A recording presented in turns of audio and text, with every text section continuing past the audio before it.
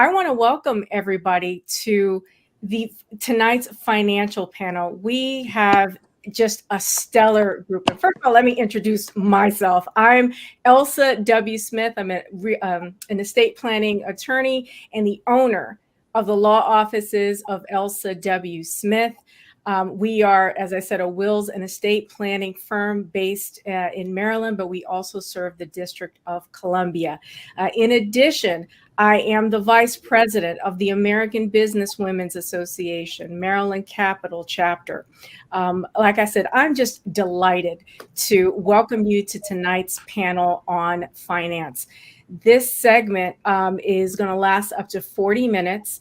And tonight, like I said, we have professionals representing different spheres, but all within the financial space. We will discuss topics such as financial literacy and the racial wealth gap, among others.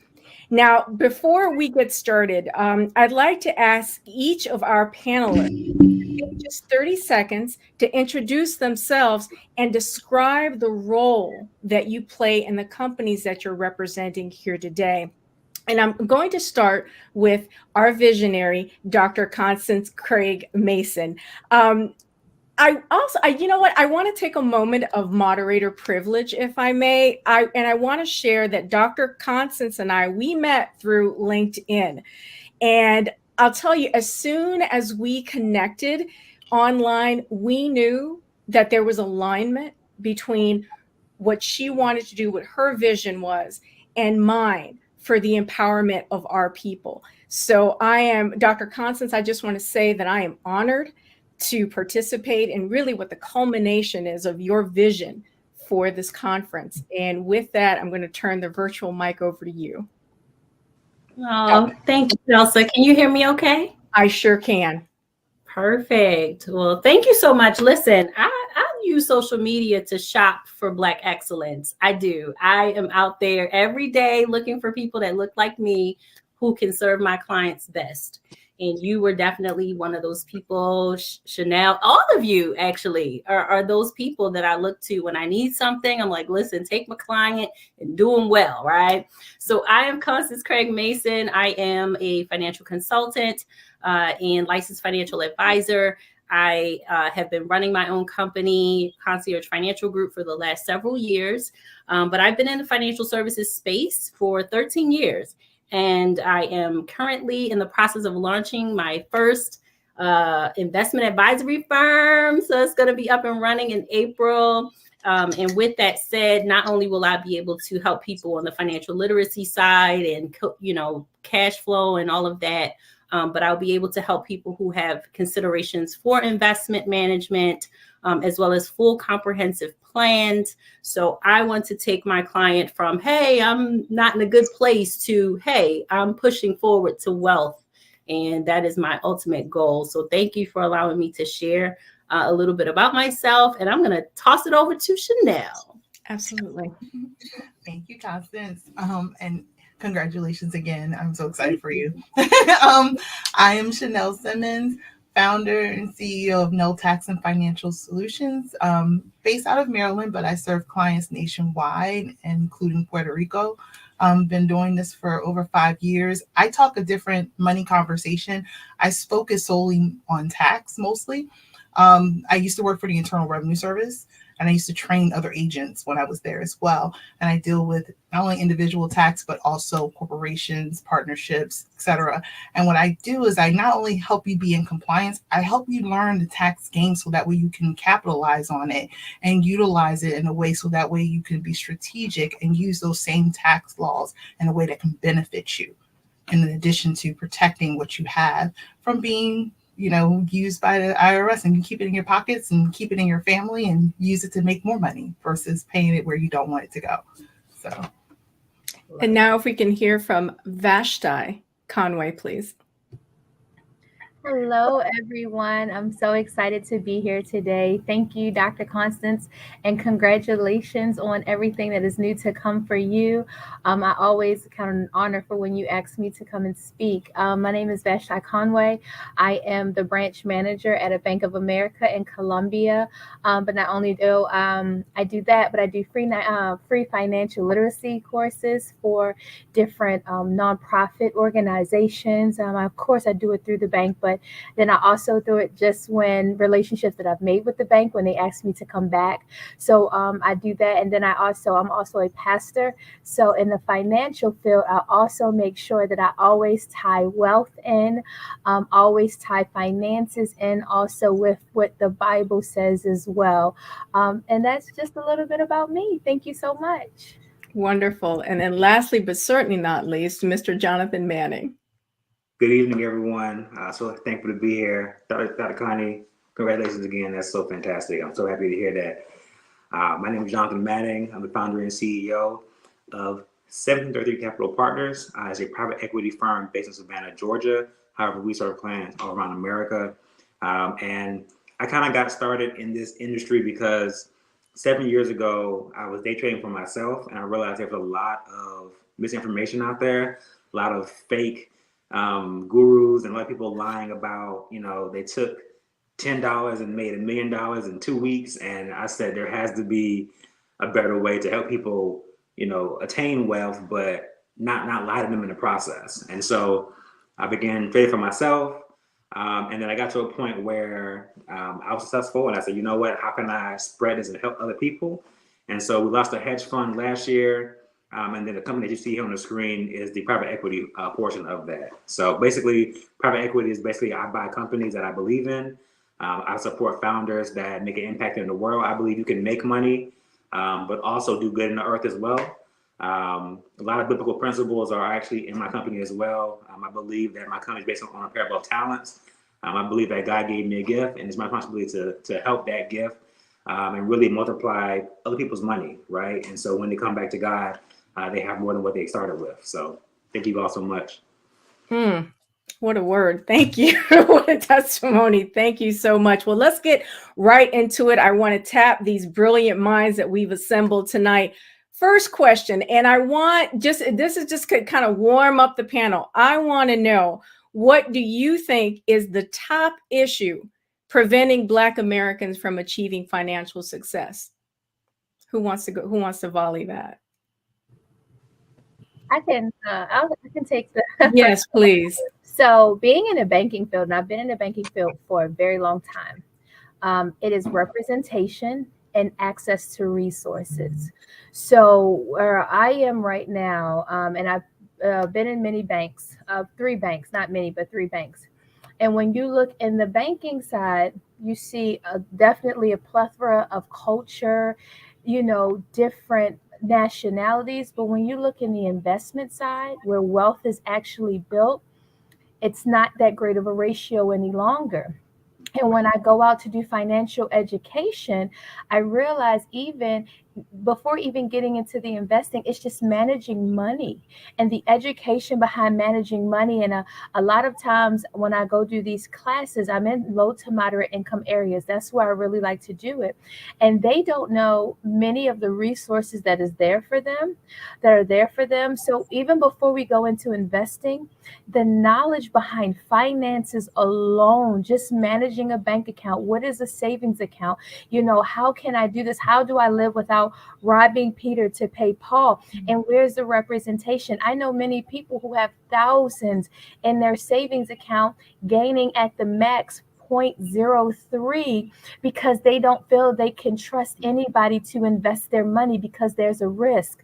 But because they don't have trust in the system that was not always allowed to them, they're holding this that could be growing in spite of them, growing for them. They're holding on to it because they don't feel as though they have anybody that they can trust with the risk of investing. So I think that's where it is. It's the lack of knowledge of the resources and the representation in the wealth areas that is where the gap is, I feel.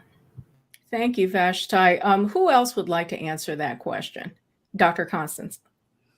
Yeah, and piggybacking off of Vashti, you know, I come from the financial coaching and wellness space. And so a lot of what I have seen over the last 13 years has been mostly our beliefs. We're traumatized as it relates to money. And so we have these beliefs and these emotions that tie us up before we ever even consider what we're actually going to do with the money, right? Our actual behaviors and our daily habits. We are just financially traumatized, you know, and a lot of times it comes through, you know, poverty or growing up a certain way, seeing a certain thing happen, you know, when you were a child, before you could even control anything happening around you, you were seeing and picking up certain things, energies, you know. My mom used to say, money don't grow on trees and things like that. And it's like, well, what does that even mean? Because I thought it was paper. And listen, when we hear these things, that makes us have a scarcity mindset or an impoverished mindset. I know for myself, I'll speak for myself. I did not have goals and dreams based around money, based around career, based around anything outside of the four walls of my house, you know. And my mom would say, you know, I want you to be better than me. I want you to do better than me, go farther than me. But I'm like, how? Like, who is going to show us how to do that? So unfortunately, you know, I had to start Googling things once Google came out in order to learn just what average everyday people did with their money. And when I think about the trauma that we are still digging ourselves out of, you know, our sister early, I think it was Benitha, who was talking about the I am statements, you know, the I am wealthy, I am rich, I am this, I am that. When we say that, we don't even believe it.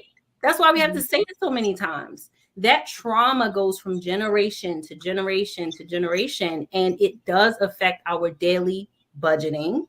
It affects our daily goal planning when we're like, oh, I want to plan for a vacation, but we don't save not one penny for it.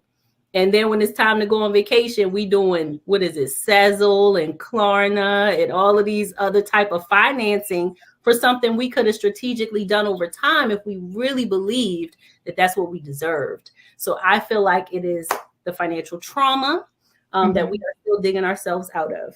Excellent. Johnathan, let's hear from you before we go on to the next. Oh, yes, I know, Chanel, you want to speak on that too, but yeah, I want to get to that next second question. But Johnathan, go ahead, please. Sure. I'll speak really quickly. I think there's two aspects. I think one, the laws of the land. So there's this law essentially called the credit investor rule. And it basically just says that if you make below a certain amount of money, you cannot invest in private equity, hedge funds, and really these wealth generating engines. And I did a research. 95% of the country does not make above $200,000 to be an accredited investor. And so what you have is a law that prevents the majority of the country from generating wealth. Now, in the same country, you can go to Vegas and spend all your money. You can go to the liquor store and get lotto tickets, but you can't invest in yourself. And I just find that to be somewhat unfair. I know the government is trying to protect people, but it's really doing undue harm. And I think too is really exposure. Growing up, like Dr. said, like people were not talking about investing in stocks, stuff like that.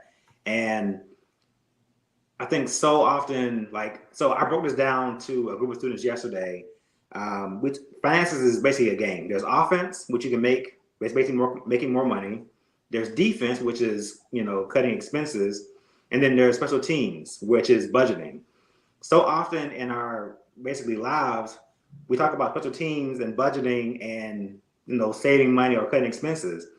But number one, there's only so much you can cut out of your life. You got to live, you got to eat, you got to get to work. And so there's a floor of how much money you need. Like you have to spend some kind of money. And then you can budget, and that's great, but there's no cap on how much money you can make. And I think that people should really focus on how can I make more money, and that will allow them to basically be more successful. I mean, the other two are great, spending less and trying to budget, that's fantastic, but those have caps, whereas you can make as much money as you want to. Excellent. Chanel, quickly before we go, so I can go to a second. So I honestly believe it's about creating reserves with what you have, because yes, what Johnathan stated is true about the fact that most people in the country, regardless of race, are under the $200,000 mark. However, a lot of people do have access, regardless of income, to purchase homes, to have insurances, to put something in their savings or have their money work for them, to create income via renting out either their talent or things that they have. They have other sources and ways to make other money in addition to investing, right? And the issue is that you do not have enough people who are willing to think about tomorrow. Like Dr. Constance said, people are traumatized and they're worried about today. So even the most wealthy of folks try to spend it all today, and they'll say to themselves, well, I have all this money, I have these things. And then what ends up happening is they either didn't make the plans for tomorrow and set things in place. And even worse, they didn't also pass on the education to their children. This goes back to what Vashti said about the fact of the resources and such, and letting them know, because you can pass on all the money you want, all the insurance policies you want, all the houses and such you want. But if you do not teach the true intrinsic value of it, and that is going to generate that. This is the generational wealth conversation now. The true generational wealth to set you up to what Johnathan is saying, to eventually become investors and now have the ease of the money going for you. Then it's all for nothing. And you can honestly do that with wherever you are right now. You got to take steps. And sometimes the steps got to start with you and then maybe build on to the next generation. And even if it doesn't happen in your generation, have that foresight and love to put it in your children to carry on that torch. So that way it starts somewhere, because everyone in this country didn't start off automatically at the six figures. Even at other races, they started somewhere. And that's the reason why their children is reaping what was sown sometimes generations ago. And it's available to you too. But you got to start somewhere. That's absolutely. No. Excellent. Excellent. I'm glad you were able to make that point. And I think probably everyone of us, myself included, has got a story of, not having everything that we needed in terms of financial mentors when we were young. So now, next question, and I'm going to tee it up. And Dr. Constance, when I ask it, I'm going to start with you, then Vashti, and then Johnathan. I want to hear your perspectives on this. Now, it has been said that financial literacy is one of the great equalizers in this society. Now, according to the Council for Economic Education, 21 states, only 21, now have personal finance coursework requirements in their high schools. The question is, what is one way that we can improve financial literacy in Black communities? Dr. Constance. Well, I mean, I hate to say it. Can you hear me? Yes, we sure can. It just goes back to not just, well, in a way it does. We want our kids to be better than us. And so if there are advances that are being made right now so that they can get access to the information and that kind of thing, that's amazing. But then what good is it to get that information and be all gung-ho about implementing it and you're doing well? We have these young kids who are millionaires on social media nowadays. And then your parents and your grandparents are still telling you, well, make sure you pull the money out and put it in a box at the house. You know what I mean? It's like conflicting information, and you don't want to disrespect them, right? Because they've been there, done that. They've experienced some things. There's a conflict in the conversations that we're having in the households. It gets to the point that the kids don't tell us nothing. They just get what they get. They go out here and they kill it. And then we don't get the opportunity to add value from where we stand and do it together as a family. So I feel like there are amazing things going on right now in the financial literacy space, in the tech space, where people are getting access to investing with few pennies, literally pennies, dollars. You can actually invest, not having to buy full shares. You can buy partial shares now. But what good is that if the whole family isn't involved? What good is that if you are all excited about everything that you're learning and doing, and then you're getting beat down when you try to tell your parents about it or your grandparents about it? And I'm in a weird space because I have kids who are 21 and above. And my mom is still alive, and my mom is 60.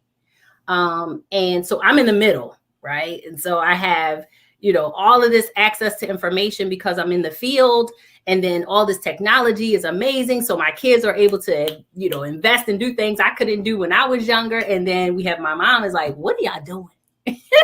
And she has this mindset that like, I don't need all of that. You ever had your grandparents or your parents like, I just need my little corner and just this little bit right here. And it's like, listen, you're not dead and in the ground yet. It's some stuff that you can get out here and do and have in retirement.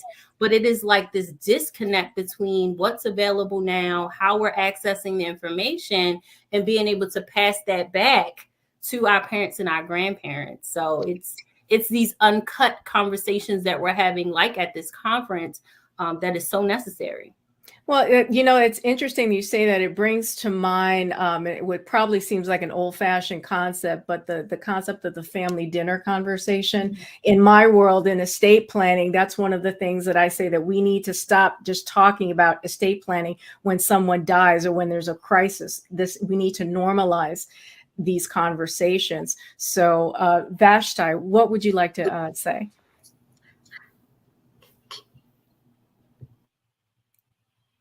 Oh, I think you're muted. You're mute. There you go. Okay. Am I good now? I think my computer's acting up. We can hear you. Okay. And I think it's just creating the content. We cannot change really anybody's mind who doesn't want it to be changed. All we can do is continue to create content. Conferences like this. I actually have a conference coming up for the youth that talks about relevant issues and present it. That's all we can do. I am just like that with my grandmother.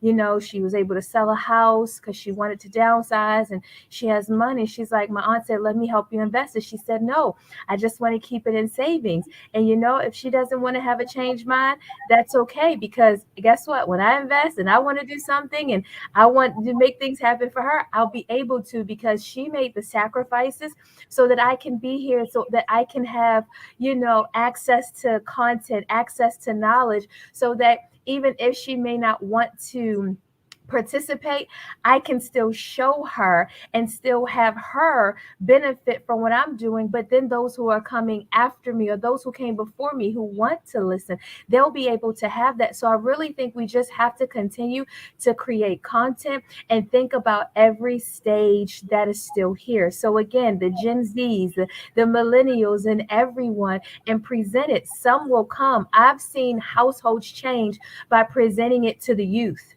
I am a huge advocate of the youth. The youth is my heart. That is my passion. That is my anointing, whatever you can call it. I love the youth. And I've seen households change just by bringing information to the youth, because I'm like, hey, I get them excited about it. They go home and get excited about it. And then things start to change. Yes, their parents may have something to say and things, but if you continue to instill good information, they say knowledge is power. No, correct knowledge and applied knowledge is power. And if you keep being that content creator, and if you can continue to be that stability, and not only speak it, but continue to act on it, and just continue to do what we're doing and creating content and bringing the information to the areas where it wasn't available before, or it just wasn't brought to light before, and after a while and enough time, it will catch on. And then you'll have that young person that will take it and run with it, and somebody else will see them, they'll take it and they'll run with it, and it'll spread. It'll be contagious, just like the old mindset. It was contagious because that's the time that they were in. So now this new mindset, we had a mindset which is like buy, spend, because before I couldn't have it. So now I'm going to eat all of my money. I'm going to wait in lines for tennis shoes. I'm going to do all this and all that, because before I did not have it. So now that I do, I want to benefit from it. But when we bring these new content and new mindsets, it will catch on, and we just have to believe it will catch on, so that we can continue to share it, and then the communities will shift and will change because of it. Wonderful. Johnathan? Yes, so I believe that I'll kind of tie it all in together. So I believe it's better So the model of my company is actually better to show than tell. I got it from my dad because my dad would always say, I can show you better, I can tell you. But what I found is that concept is one of the best ways to teach something, right? So my background, in addition to finances, is also education. So I know that, if you hear something, you may return it a little bit. If you write it down a little bit more, if you actually do it, it's a lot more. So what I try to do is I show them, right? So when it comes to students, like Vashti said, like that's my heart too. And so like these kids, like I can tell you to save and invest, but if I say, hey, look, here's the money that I made from investing, that cuts through much quicker than, hey, here's all this theory, right? If I say, hey, you want some huaraches, that's fine. This is how you get the huaraches, right? Or the Air Max or whatever they want, right? Even to the adults, I'm a young Black man in the industry that doesn't look like me. And so there's always some skepticism about, well, what are you doing? Is it going to work? But once I show them the performance, it's like, oh, okay, right? It cuts through a lot of the hesitation that I may face in the industry. So honestly, all of these brokers that are available, TD Ameritrade, Robinhood, they have a way where you can practice, and you can actually practice with fake money, and that's what I try to do, right? So, number one, I can show them my portfolio, but also two, let them have their own portfolio of fake money, allow them to see it in real time, and once they get successful, they want to do it with real money, but getting them to see it first is definitely going to be critical, because a lot of the theory is good, but unless you have a basis for where the theory can sit, it doesn't do anybody any good. Excellent. Chanel, did you want to address that question? Because the next question I'm going to lead off with you. So your choice, if you'd like to. You're okay? I concur with all that has been said. Wonderful. So, okay, next question. Now, blackdemographics.com, they have a website, and they featured the results of a Federal Reserve 2019 survey of consumer finances. The study showed that among Black family median net worth, that it increased from the period of 2013 to 2019 to starting at from just over $14,000 to a little over $24,000. Now, contrast that, the average white family has roughly 8 times that much in median wealth. So we're looking at over $189,000, and that's the median net worth. And just for the benefit of the audience, when we're talking about net worth, we're looking at assets plus valuable holdings minus your debts. Okay, and this is why I wanted to start off with you, Chanel. What is the most important thing a Black family or a Black business can do today to start changing that generational narrative? First, make sure that you're actually reporting all your income correctly and fully. And I say that not to crack a whip, but seriously, this goes back to, and Constance, thank you for so eloquently saying this earlier about the trauma, because it's true. This goes back to the fact that it is a trauma, but it's also a mistrust in our community about fully disclosing what we are doing, right? So that's why for me, I go back and I have kind of some of the sentiments that Johnathan have, where it's like about telling the truth, where that statistic is out, where it says the median Black woman makes like $24,000 a year in her business. I have a side eye to that only because I know for a fact that some of them probably are not fully disclosing all that they make. And they don't fully understand that, when you start off in your business, you could have made, $50,000, and all of your expenses could have been $55,000, and you should have still reported that. Yes, it was a loss, and you should have reported that. They'll say, my business didn't do that well. I didn't feel I needed to report in anything because I didn't make a profit. I didn't make any money. Is what they'll say. I didn't make any money. So therefore, when all of these statistics come out, they're coming out based off a lot of times of these tax returns. Because again, this goes back to what Vashti was saying about having the accounts and money management and stuff. A lot of folks don't trust banks. So the banks have very limited information. So a lot of those statistics that are coming out about our wealth is predominantly from the tax returns that are filed. And many times they're misfiled or incorrectly filed or incompletely filed. So that's where it first starts off. The data has to be correct. That's first and foremost. But let's just say benefit of the doubt that the data is correct and that we are talking about, even still, our wealth is lower. We're at a disadvantage of time. Those that understand finance, unfortunately, we are starting behind the ball in that some of us are very few now are generation zero. I do want to change that narrative because I know at a time people were talking about generation zero, that they were the very first that was creating wealth. This generation now, those of us that were like 70s, 80s, early 90s are starting to really get our foot into the working world and starting to really build our financial empires. We're kind of more like generation 1 or 2. Like our parents typically, and maybe even our grandparents are starting or have started building some kind of wealth that's going to eventually pass on down to us. And that's why it's so important to start having these money conversations. That's why I said what I said earlier, that we have to spread not only the money and the cars and the stocks, any businesses even, we have to have those conversations about what to do with it, because the reason why the other races are at an advantage and the reason why it trickles down as far as the median of what their household has, these are people who gift fully paid houses for wedding gifts. That could easily be us. But instead, a lot of times what ends up happening is people will go ahead and sell mama's house, grandma's house, because the value of it is, more money than what they've seen. They're just thinking of today. So that's why it's just important that we have those money conversations.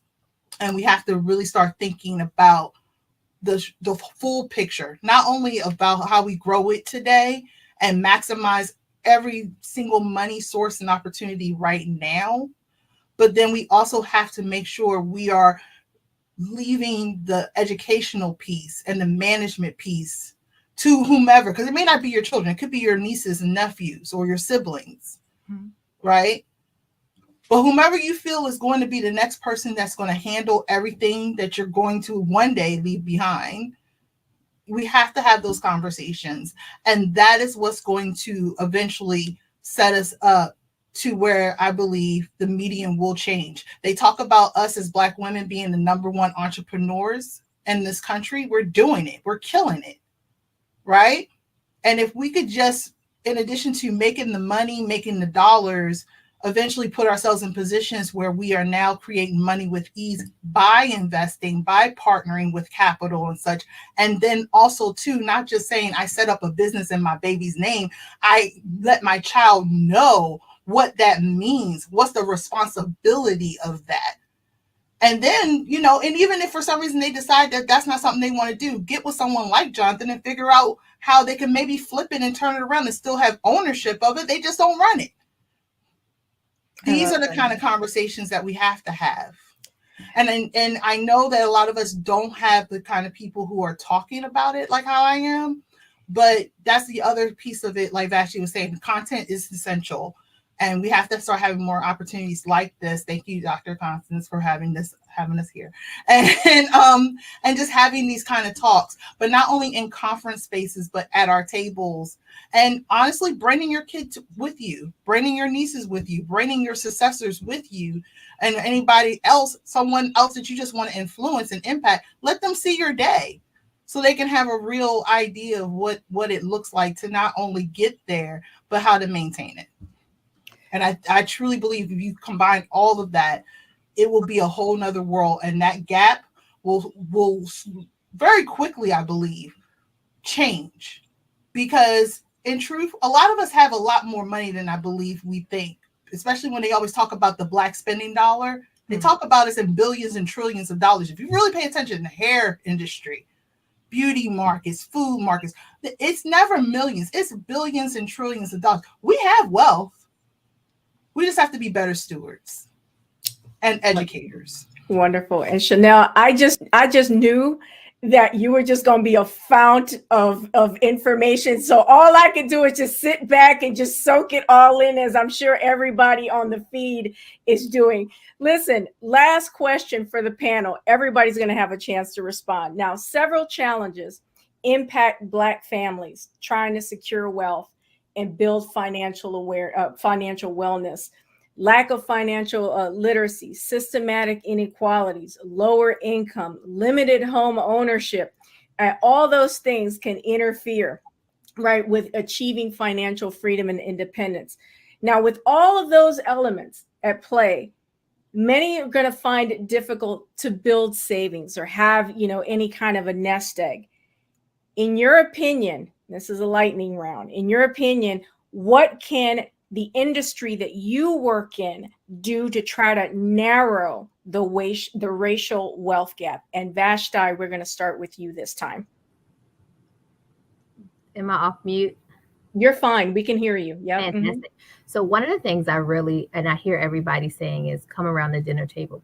And one of the things in the Black community is I feel like we've gotten away from family.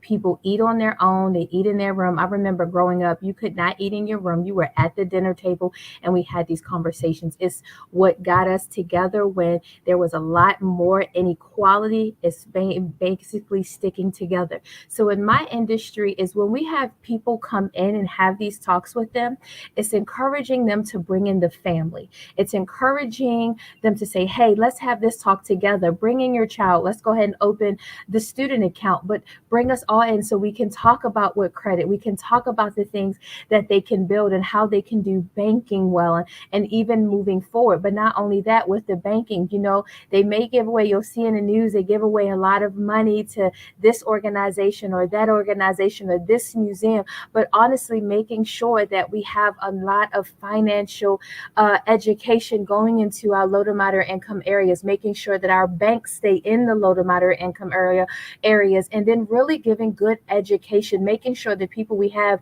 in each of our branches have good education and care about the communities they're in. So basically getting back to that family aspect and then encouraging that in that financial area. Excellent response, Johnathan. Yes, I think my industry can do a better job of, number one, just being a fiduciary, right? So when I talk to people, I always tell them, look, for the most part, 99% of people should put their money in an index fund and leave it alone. And I look at it for the next 20, 30 years, right? Because people always want to say, well, can I trade? And I'm like, no, because for the most part, if you're not going to put in the time to actually learn the industry, I don't want you to play in the ocean full of sharks, right?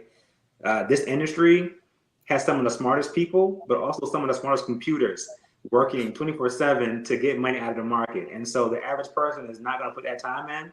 They shouldn't be trying to play in this area. But also too, looking at where people are, I think number one, we have to say, use your gifts, right? So everybody has a gift, right? I'm using mine in the financial industry, but if saving is not one, or and investing is not one, you have a gift, right? And so whether it's cooking, sewing, is speaking, whatever it is, you can turn your gift into income. And I think we have to encourage that as well. Like, everybody may not, want to work in the financial industry or have that gift of looking at stocks and charts and fundamentals and reading very boring reports, but everybody has a gift, and they can maximize that, because I guarantee you, in this world, we're all connected via the internet. Whatever somebody loves to do, somebody's willing to pay for it. I guarantee it. People are, back in the day growing up, video games was thought to be something that was a time waster, and now there are millionaires who play video games all day. And so whatever you like to do, somebody's willing to pay for it. And so people have to tap into that. Thank you, Johnathan. Chanel, please. Mine is the easy fix. Congress rules tax. You need to vote. Wow. you need to vote. Absolutely. You need to vote, and you need to fully understand how your congressperson is voting on your or against your interest. And they have that as public record. You need to look at how they are voting and look to see, are they voting on initiatives that support where you live and your not only your personal economic goals, but your entrepreneurial goals as well as your wealth goals. So what I mean by that is, I mean that, are they in fact supporting laws that's going to fund your schools? That's the educational piece, right? Are they supporting laws that's going to fund college education and trade schools for those of you, depending upon what it is that you are pursuing, what you need to be successful? Are they supporting where you stand when it comes to entrepreneurship, particularly for small business? A lot of the tax, they can do some deductions, but a lot of the major tax credits are meant for companies that are operating in the multi-millions. They are not putting out tax credits, which are credits that are going to reduce your tax bill dollar for dollar, right? Excellent. For the smaller business. Vote and make sure you hold your congressperson responsible. That's how you can fix that. We are at the top of our, I guess the top of the hour, I guess, if you would, the top of our segment. I want to give everyone just briefly 10 seconds. How can everyone that's attending the conference today, how can they reach you? Email, phone number, or what have you? Vashti, how can people contact you? So they can contact me via Facebook, Vashti Conway, also Instagram, it's Minister Vashti. And also, just really quick, we do have a youth and young adult event. So if you want to know about that, it's on relevant topics today. You can email howrelevantnow@gmail.com. Excellent. Chanel. Info@ntfsglobal.com, as well as you can go to Instagram, which is @NTFS Global. So excellent. Thank you. Johnathan? Sure. I'll give you my number, direct number. That's probably the easiest thing to do. 912-434-4834. You can email me at Johnathan@1733capitalpartners.com. But like I said before, that's the easiest way. 912-434-4834. And Dr. Constance, as I'm ultimately going to turn it back over to you, I just want to say publicly, I want to thank you for inviting me to serve as a moderator for this finance panel. And for the audience, if you wish to reach out to me for wills and estate planning services, you can do so. I'm on social media at Elsa W. Smith Law. I'm also at 410-995-7719. I have a vendor booth. Feel free to come and visit and talk to me during that time, during the next few minutes. Dr. Constance, I'll turn it over to you. And again, thank you and have a good evening, everyone.